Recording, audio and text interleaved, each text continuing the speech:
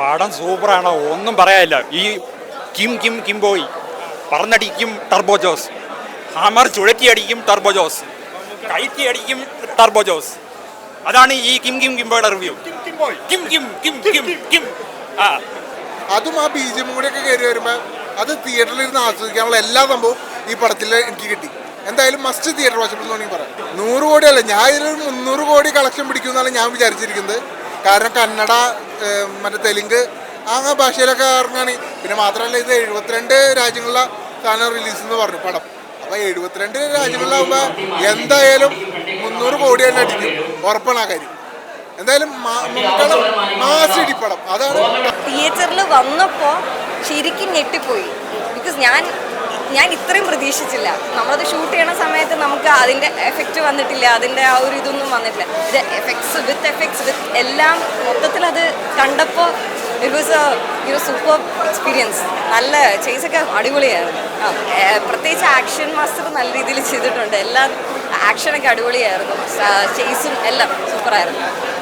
ആ പറഞ്ഞ അടി നമ്മൾ കണ്ടത് അവസാനത്തെ 15-20 മിനിറ്റാണ്. കാരണം അവസാനം 15-20 മിനിറ്റിലേക്കുള്ള ബിൽഡപ്പാണ് ഹോൾ മൂവി വന്നത്. പിന്നെ ആക്ഷൻ മൂവീസിൽ നമ്മൾ പറയുന്ന പോലെ നമ്മൾ ലോജിക്ക് നോക്കി പോയാൽ നമ്മൾ നിരാശപ്പെടേണ്ടി വരും. ടർബോയുടെ കാര്യത്തിൽ അത് തന്നെയാണ്. ആ സിറ്റുവേഷൻ ഉണ്ടാക്കാൻ വേണ്ടിയിട്ടാണ് ഡയറക്ടർ ശ്രമിച്ചത്. അപ്പോൾ ഫസ്റ്റ് ഹാഫിൽ വളരെ സ്ലോ ആയിട്ടാണ് തുടങ്ങിയത്.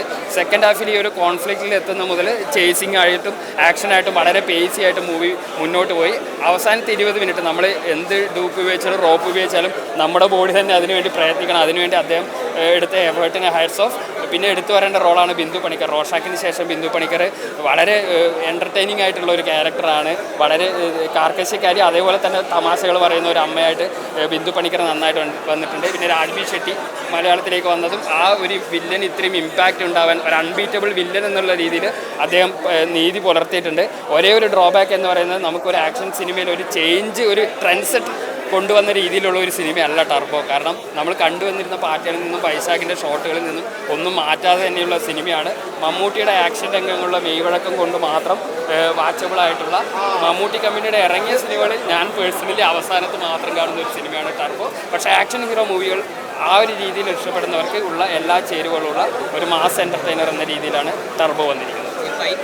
ചേട്ടാ പൊളി പറഞ്ഞേട്ടാ. ഈ പ്രായത്തിൽ ഞാൻ 2 ബൂസ്റ്റ് കഴിച്ച് കുടിച്ചാൽ പോലെ എനിക്ക് ഇപ്പോൾ എനർജി ലെവലിൽ മമ്മൂട്ടിയുടെ എനർജി അങ്ങേയറ്റം, അത്ര എനർജി ലെവലുള്ള പടം. Stunt perfect. മിഥുൻ മേനോന്റെ സ്ക്രിപ്റ്റ് പൊളി, അതേപോലെ തന്നെ വൈശാഖിൻ്റെ ഡയറക്ഷൻ അടിപൊളി. ഓവറോൾ ഈ സിനിമയുടെ ഫുൾ മേക്കിംഗ് പൊളി. നല്ല മൂവിയായിരുന്നു കേട്ടോ. നല്ല ആക്ഷൻ മൂവിയാണ്. മമ്മൂക്ക ഇത്രയും ഏജിൽ ഇങ്ങനെ ഒരു കുറേ കാലങ്ങൾക്ക് ശേഷമാണ് മമ്മൂക്ക ഇങ്ങനെ ഒരു ആക്ഷൻ മൂവി വരുന്നത്. എല്ലാവരും പോയി കാണണം. മമ്മൂക്കേനെ ഞാൻ നമിച്ചു.